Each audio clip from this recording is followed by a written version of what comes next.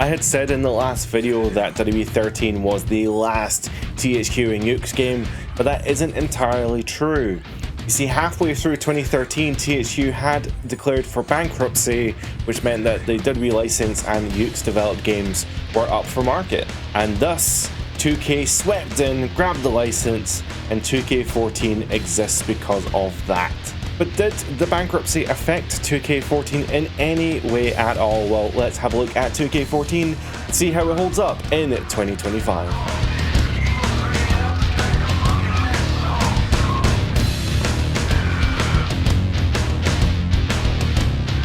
Welcome to WWE 2K14. This is a 4-man battle royal pin and submission battle royal.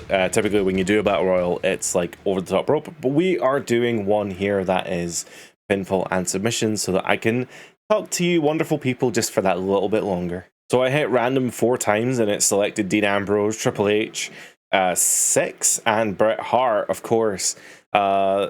6 being a DLC character, he actually, now that I'm looking at it, might be bugged. So I had this issue with, I'm not sure if it was this game or not, but Biggie Langston. I played him for one of the videos that we did, and yeah, he was like super bugged. He wasn't able to do any moves. So I'm not sure if maybe that's the same issue happening here, because it looks like whenever 6 tries to land an attack, he just falls instantly. So that could be a problem. That seems to happen with some of the DLC characters, and I don't know why it happens like that.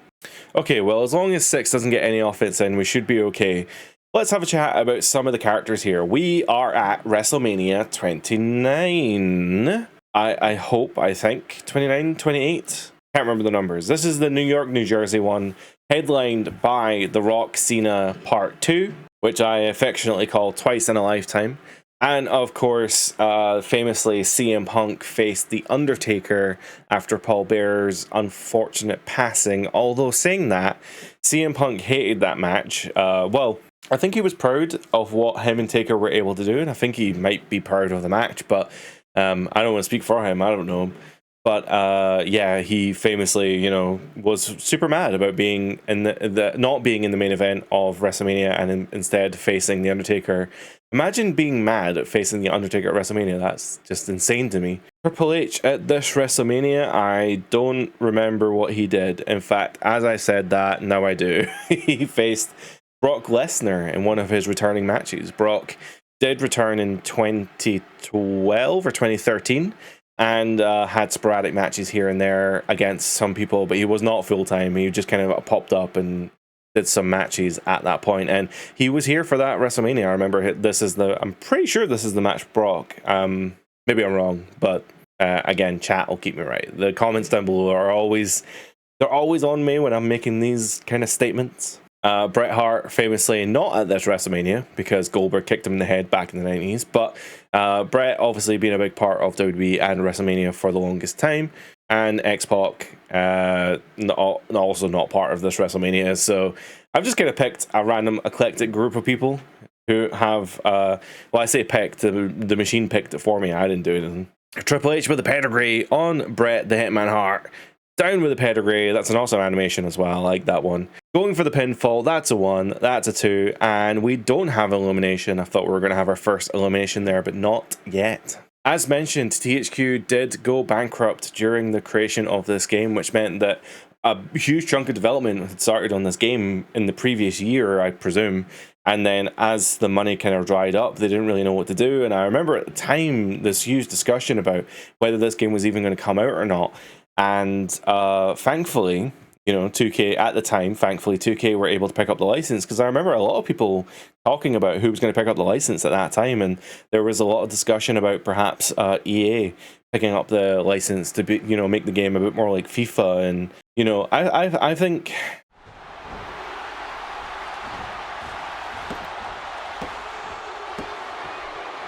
oh, that was an elimination there. Bret Hart being eliminated there as I was looking at some settings. So yeah, like as this game was being developed, there were definitely discussions about who was going to pick up the license, and it ultimately landed on 2K, thankfully. I say thankfully tentatively. We've seen some pretty bad business decisions with 2K moving forward, especially with things like My Faction and some of the monetization in the game, but I assure you, EA would have been worse. If you, I worked in a game shop for a long time. I feel like this is becoming I worked at Blizzard for X amount of years. I worked in the game shop for a couple of years, and I've seen firsthand how bad FIFA can be. So I'm really glad that WWE did not get swallowed up by EA. As much as the game would probably have like a bigger budget, I think that you know, EA would probably have a bigger budget and be able to put more money into the game.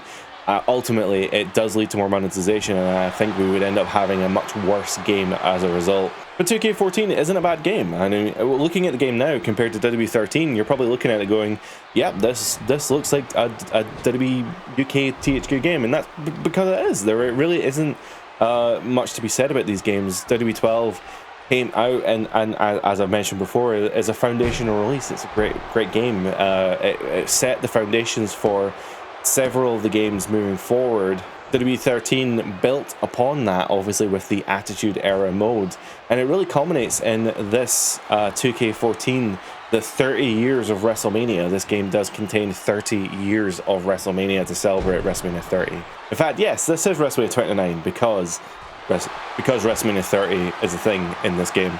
WWE2K14 also has the distinction of being one of the last games on the previous generation consoles. After this, 2K15, we're moving to next gen. We're moving to PC, PS4, and Xbox One.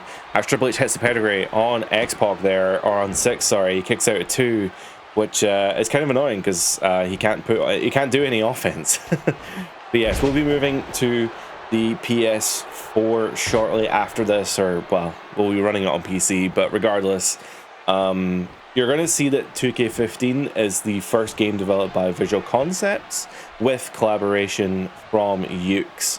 So it's not wholly, they didn't get rid of Yuke's immediately. The whole part of the deal was that Yuke's would continue to develop the WWE games with the assistance, or rather, sorry, the other way around.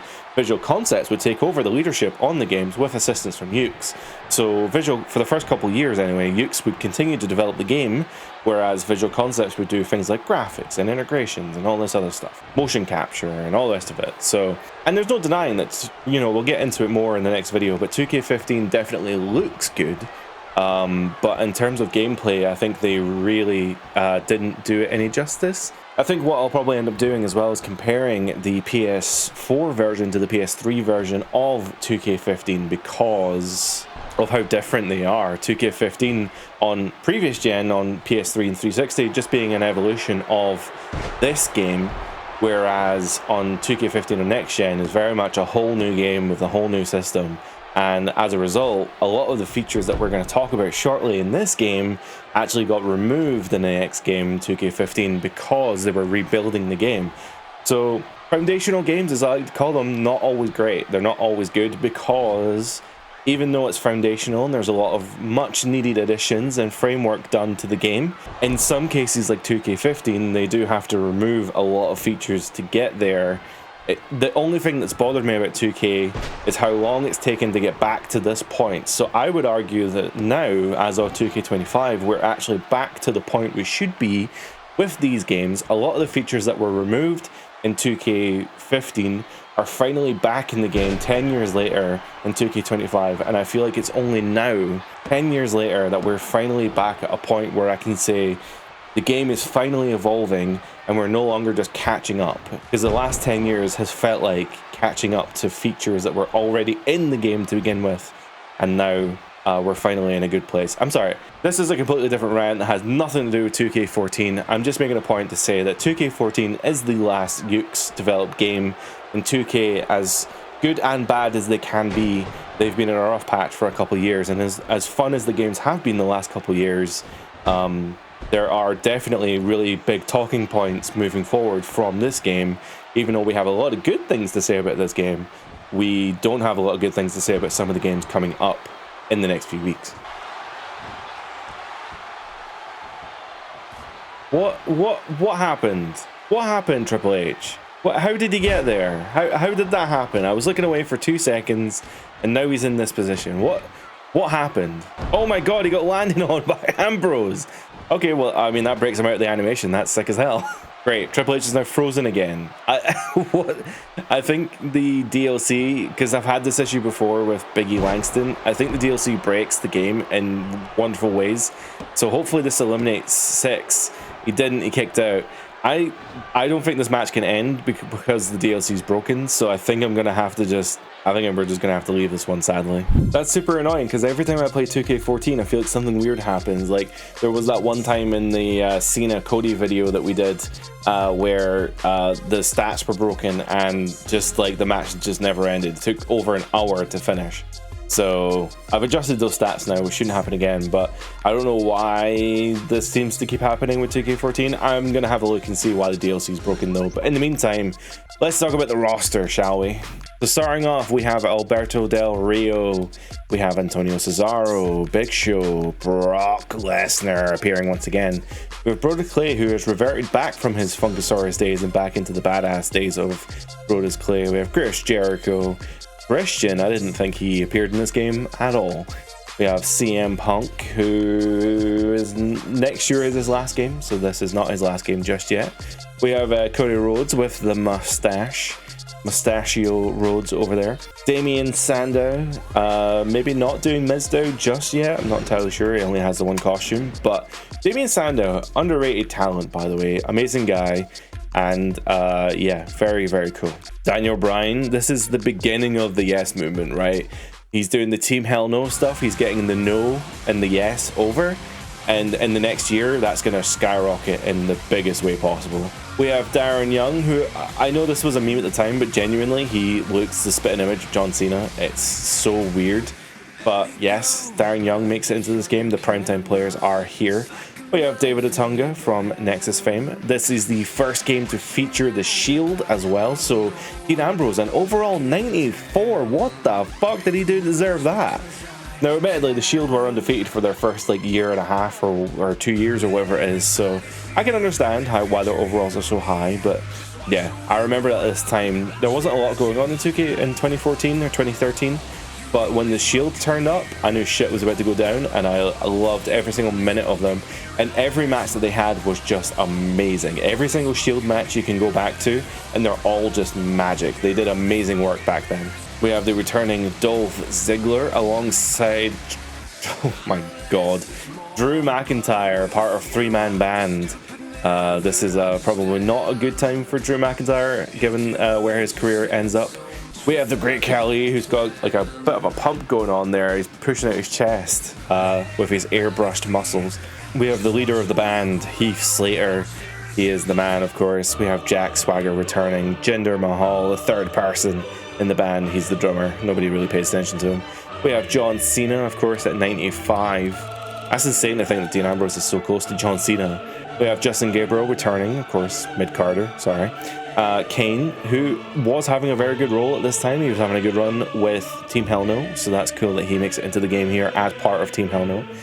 We have Xavier Woods, not New Day just yet.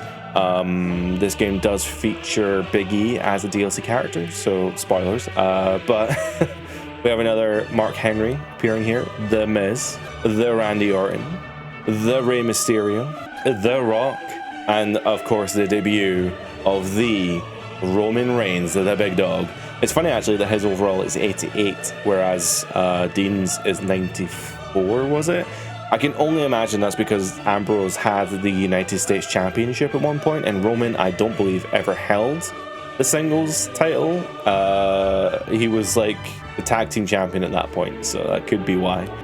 We have R-Truth here. I've just noticed that Goldust isn't in the game, so I'm guessing this isn't Golden Truth yet, but R-Truth returning again. We have the first official debut of the Ryback, the Land Shark, the Ryback, of course, debuting for the first time here. He was DLC in the previous game, but he makes it into this game as an official part of the roster.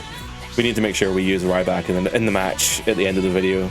We have Santino Marella making it in once again, and of course the debut of Seth freaking Rollins. Of course, he's not freaking at this point, he is very much just Seth Rollins, but again, the trifecta, the Shield. This is an awesome time to have the Shield in the game. We also have Sheamus. We have Sin Cara, who's still not, is still mystical, which is interesting. I didn't remember him lasting that long.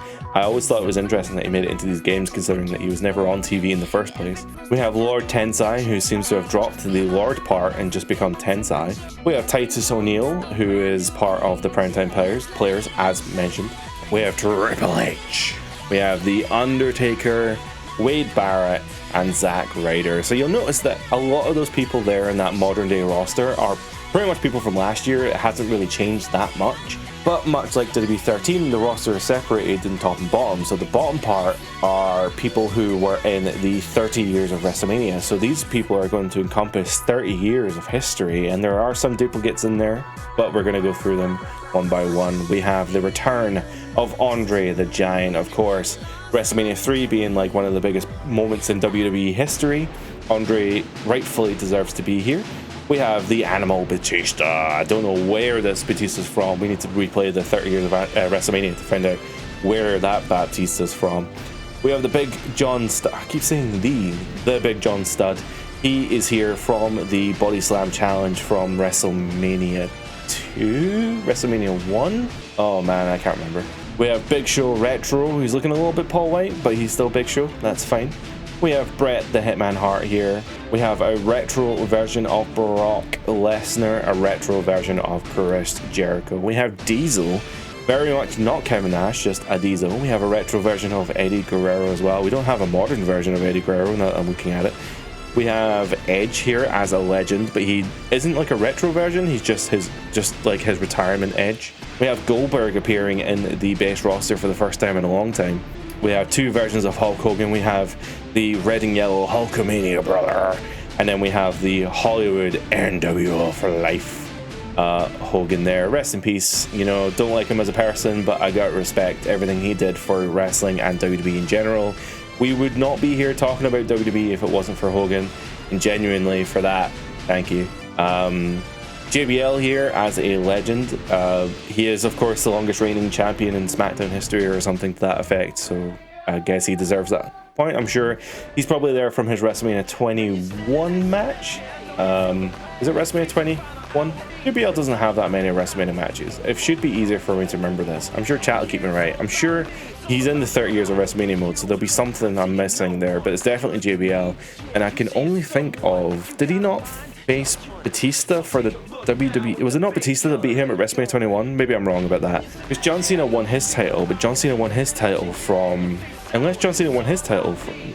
No, it was Batista, Triple H, and John Cena and JBL. Oh my god, the cogs are turning. I have Google in front of me, I should just use it, but I'm not gonna. We have Mass Kane appearing once again.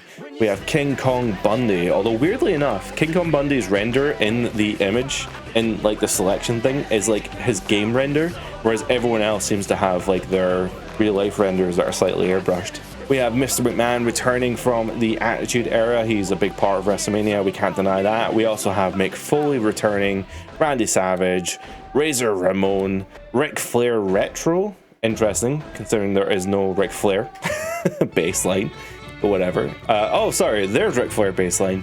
Okay, fair enough. Modern day Ric Flair and a retro version. Ricky Steamboat. We have the retro version of The Rock. Sergeant Slaughter, overall 100. Somebody's been tinkering with these. Somebody was a big fan of Sergeant Slaughter and decided Sergeant Slaughter was deserving of 100.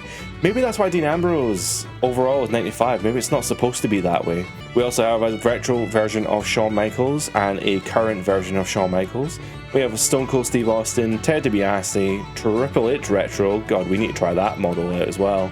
We have a very old 1994 version of The Undertaker. Is that 94? I'm going to say 94. And we have Big Yokozuna. On the women's side of things, we have AJ Lee, Oksana, Caitlyn, Layla, Natalia, Stephanie McMahon, and Lita, with some of their overalls have definitely been adjusted. DLC characters for the women include Brie Bella, Nikki Bella, Summer Rae, oh, that's it. I was going to read out the name again. Brie Bella, Nikki Bella, and Summer Rae. Okay, so 3 women. To be fair, the women's roster was pretty small at that time, so not surprising. Let's look at the men's downloaded superstars here, the DLC. We have Kevin Nash, part of the Outsiders. I'm assuming we also have Scott Hall, part of the Outsiders. We also have an NWO version of Kevin Nash. Apparently you can't get enough Kevin Nash in these fucking games. Scott Hall NWO, Randy Savage NWO, that's very, very cool. We have Six, who we've now established is very broken, so shouldn't be using him. Kurt Hennig is here as part of the NWO, so there's very much an NWO pack here, with Scott Steiner appearing as well. The Giant, also known as The Big Show. We have Big E Langston returning. Sorry, Big E Langston, sorry, not returning. We have Big E Langston debuting for the first time here. I remember when he debuted in NXT. This game does feature NXT for the first time as well. I remember when he was doing the 5 count, and I always thought that was so cool. I've only just realized that on the pre-shows, on the post-show, sorry, he does the Big E 5 count, and I've only just realized that's because of his old gimmick. I literally just figured that out right now. That's fucking insane. Anyway, Fandango is debuting here as DLC, and we also have Dusty Rhodes, Bruno Sammartino, the ravishing Rick Rude, Jake the Snake Roberts, and of course Virgil appearing as well. So pretty good DLC pack, lots of legends here, and obviously big NWO representation as well. Credit to the SmackDown Hotel here for some of this information. WWE2K14's tagline is "Become Immortal." Some of the game features here is that they have 30 years of WrestleMania, where you can play more than 45 classic matches. We're going to go through some of the matches that are available. We have the greatest roster of all time. Of course, the roster, as we've just been through, spans 30 plus years of wrestling, which is insane. The best creation suite ever, which allows you to customize superstars, entrances, arenas, and even more. Of course, now we have the new superstar heads features, which I don't remember. I'm gonna have to look into superstar heads. I don't remember what that's about. We also have upgrades to create an arena and custom championships. We can also do customization for entrance attires and superstar threads. So I'm guessing if somebody had worn a t-shirt, you could add a t-shirt to somebody in superstar threads. We also have the return of Predator technology, which allows for an all-new player navigation system, improved reverse system, catapult finishers, no OMG moments, and hundreds of new moves and audio stuff. WWE Universe 4.0 returning as well, which allows you to create your own WWE Universe. It's all dynamic, randomly generated, alliances, rivalries, matches, and moments. Of course, Universe now allows you to create rivalries. There's a new rivalry manager. You can also create new pay-per-view themes, new belts, and a whole bunch of tweaks and stuff to the mode, and streak mode and more tournaments. Now we're going to get into some of this more later, but there is the defeat the streak mode, and along with 30 years of WrestleMania, you can do some really, really cool new tournament types. So if we have a look at some of the 30 years of WrestleMania, it's split into chapters. So of course we have Hulkamania running wild from WrestleMania 1 to, like, I don't know, 7 or 8. We have the new generation. Of course, that is the rise of Bret Hart, Shawn Michaels, Kevin Nash, and all those kind of people. And then we move into the Attitude Era. That's when, you know, Stone Cold, The Rock, and Triple H were coming about. Ruthless aggression, very much kind of the Triple H, Undertakers, Brock Lesnar to some extent. And then we get to the Universe Era, the Universe Era being more of the John Cena's and the Randy Ortons and the Sheamuses. And if we click into some of these matches, we can see that there is literally matches for every single WrestleMania. So the Body Slam Challenge at WrestleMania 1, I was correct about that. We have the Cage Match at WrestleMania 2, WrestleMania 3, of course, Steamboat Match Man. And it just goes on like that. You can just recreate all of these matches. WrestleMania 2000 had the 4-pack challenge, where there was a McMahon in every corner, the Fatal 4 elimination match. WrestleMania X7 had Rock and Austin with McMahon on the outside, no DQ match. We are recreating Rock versus Hogan at WrestleMania 18 as well. And if we go even further into the Attitude Era, the Universe Era, which is kind of where we are here at WrestleMania 29, we can recreate the Undertaker versus CM Punk, the Undertaker versus Triple H, and Edge versus Alberto Del Rio, which ended up being Edge's last match at that point. So that's very, very cool that a lot of these matches made it in there.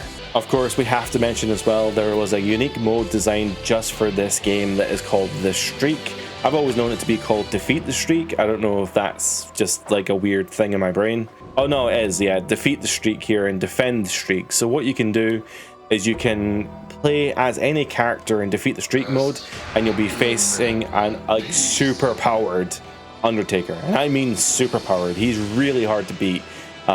He constantly cheats, It's a no DQ match, so you do at least have that going for you, but legitimately you will hit a finisher, he'll kick out at one, you hit another finisher, he pops up behind you, he reverses everything that you do. Sometimes your attacks just don't work, his recovery time is like way boosted, he's got like unlimited stamina, his finisher generation is so much quicker. Sometimes he even has the ability just to hit multiple finishers for like no reason whatsoever. He is just like, he's like legend difficulty ramped all the way up with all the sliders, plus some extra hacks on top of that. So don't worry, I have a video idea for Defeat the Streak. We will be doing Defeat the Streak by the end of the year. Trust me on that.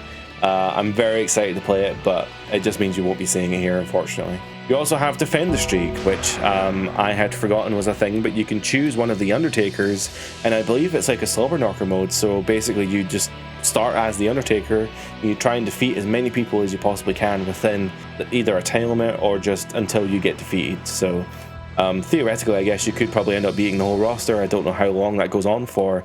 Maybe that's something we need to find out in another video. Also, you can see here that you can actually look at Undertaker's WrestleMania victims. So we have the Streak list here. So WrestleMania 7 is the first one, Jimmy Snuka. WrestleMania 8, Jake Roberts. But WrestleMania 9, you'll see there's nothing there. He did have a match at WrestleMania 9 and he did get 3-0, but he beat Giant Gonzalez by countout. So actually, I think it was a double count. I'm not really sure. Giant Gonzalez is a weird one. I don't know how that ever happened. Same with WrestleMania 13. He did have a match here against... Is WrestleMania 13 not the one where he faced himself? I'm pretty sure that's where he faced himself. I could be wrong. But it seems to have all the rest of them. So it only seems to ignore WrestleMania 13 and WrestleMania 9. Unfortunately, I guess maybe for licensing issues, they weren't able to put Giant Gonzalez in there because they would have had to pay for likeness maybe. And for WrestleMania 13, I feel like that was the weird one where he faced himself. But whatever, that doesn't seem to be listed here either. Editing Gary here, I now know that it's Psycho said, you can all calm down. I don't know why I brain farted that he faced himself at this WrestleMania. For some reason, I guess I was thinking of that SummerSlam match, but yeah, that was a slight mistake on my behalf.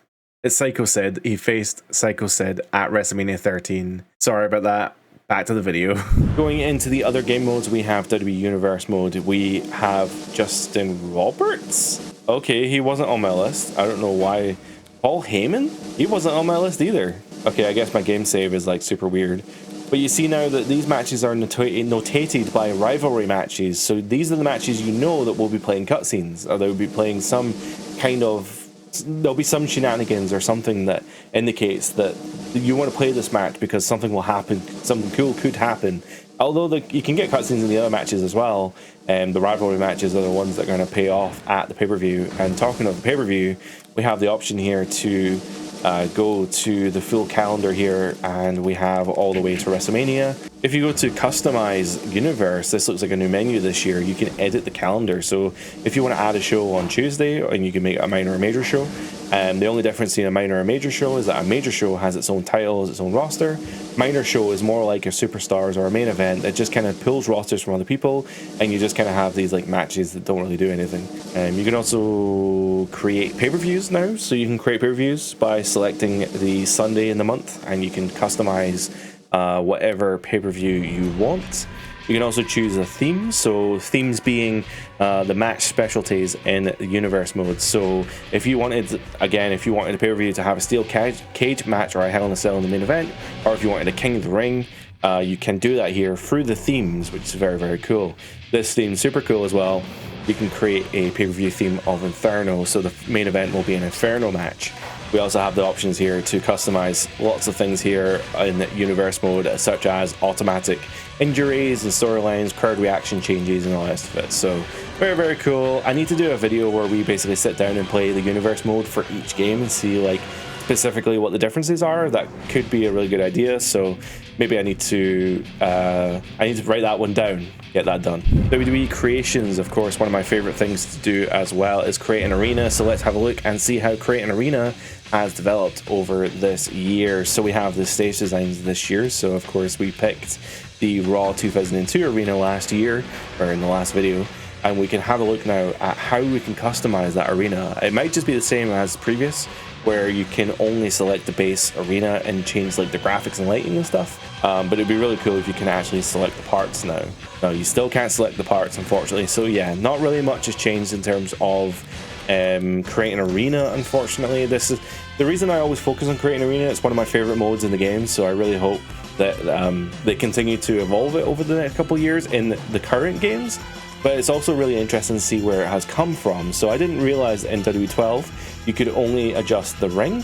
Obviously in WWE13 it allowed you to select these preset arenas, and in WWE2K14 it seems the same. You very much get the option to select a base arena, and you can customize that arena with whatever graphics you choose. So I just quickly dove into the Create a Wrestler and chose a template, and it let me select from a few different wrestlers. So this is, oh well, that was a body type, but it seems like Superstar Head just allows you to create a base template of some of the wrestlers. There was only 2 pages, so it wasn't everyone. It was only a few people, and I guess that would allow you to create custom attires for these wrestlers. So it's kind of like Superstar Threads, but allows you to create custom attires. Very much kind of what we see in the game now, so it's interesting to see that's where it came from. We have decided to go for a WrestleMania 17 Hell in a Cell match. We wanted to go, or I wanted to go for Ryback to see what the Ryback model looked like, and of course we have chosen Triple H from the WrestleMania 16 main event, or WrestleMania 2000 if you're so inclined. Ryback there wearing the purple singlet. You know, a lot of people criticize Ryback for looking like RVD, or some sort of like RVD on steroids, some big buff motherfucker. But apparently he used the exact same singlet or costume designer, so the reason that his singlets looked like RVD was because it was the same person making them. Triple H here from WrestleMania 16 admittedly doesn't look a whole ton like Triple H from WrestleMania 16. Probably too muscly, too wide. WrestleMania 2000, Triple H was probably in his prime back in 2000, or 99 2000, and he was really quite not slim per se, but he was slimmer, obviously ripped as all hell and jacked beyond belief, but he was definitely sleeker and did not have the wide shoulders that are in this model. This just looks like the current day Triple H with long hair, so I'm a little disappointed with that, but that's okay. I'll survive. We also have a Charles Robinson stand-in for the referee. I guess it kind of does look like him, but maybe it's not actually named him. I'm not really sure, but he is in the game here at some point pretty soon, and I think in 2K15, the next game, I think they actually do remove him as for a generic wrestler instead. Generic wrestler? Generic referee is what I meant to say. WrestleMania 17, of course, probably one of the most popular WrestleManias. That's actually genuinely one of my favorites.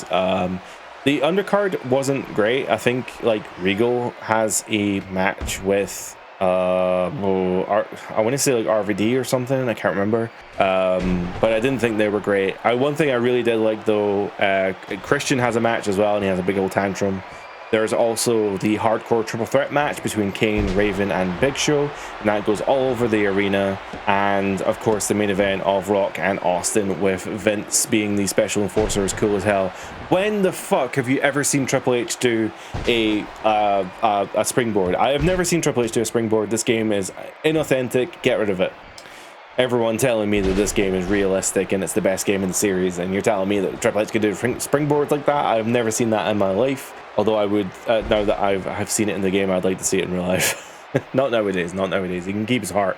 It's okay. So with the return of CM Punk, right, and of course CM Punk had his famous real life rivalry with Ryback. It seems like the online discourse, the IWC as it were, seems to have taken sides here between Ryback and Punk. Of course, realistically, I think there's multiple stories of Ryback being a bit of a douchebag backstage as he goes for shell shock here on Triple H. But hey, you know, he did good work for the most part in WWE. He looked the part. He had the intensity, and that's all that really matters, right? If he burnt some bridges and made some enemies along the way by, you know, trucking, CM Punk off of the stage onto the concrete floor, moving his hip, or I don't know, screwing up spots here, left, right, and center. Fair enough, whatever. I don't know Ryback's history well enough to know whether he was a, established full-time wrestler before joining WWE or not. But he had the look. He was exactly what Vince wanted, right? He was this big, hulking brute. Maybe not the tallest guy in the world. I don't think he was overly tall, but my God, did he have like just that fire, intensity, and size, and that's, or the bulk anyway, and that's really what matters in Vince's eyes. God forbid if you're actually charismatic, good at wrestling, and can hit your marks on time. None of that ever mattered, as Triple H goes for the spine buster here, spine on the pine in the corner of the ring here in this Hell in a Cell match, but Ryback kicking out at 1. Saying that though, Triple H now going for the pedigree once again on the Ryback. Ryback, of course, already split open. That blood's now flowing freely, kicking out at 1 again.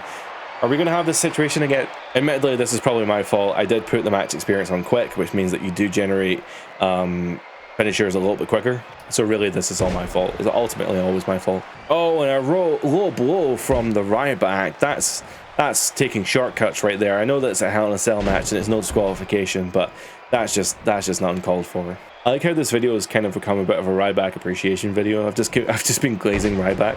Yeah, you know, he wasn't too bad. He may have missed his mark and he injured a few people, but you know, he was cool. He was cool. Maybe we don't want him back. You know, maybe we don't. It has been like 10 odd years, you know, since he was around. So maybe we don't. Maybe he's now just, I don't know, out of shape and rubbish or whatever. I have no idea what he's been doing. I think he's been selling supplements, which I don't know if I want to buy supplements from Ryback, but they'll make your muscles bigger, maybe. Oh, imagine he puts that quote. Imagine he somehow sees this video, puts that quote on his website. BPW says, might make your muscles bigger or something. I don't know. You know what? I'll give you a star rating. 1 star. Might make your muscles bigger. I don't know. I wasn't paying attention there. Oh, never mind. I'm very concerned that we've ran into this exact same situation that I have with this game all the time, which is that the stats are wrong and somehow they're just going to keep kicking out of their finishers. They're going to keep kicking out of everything at 1.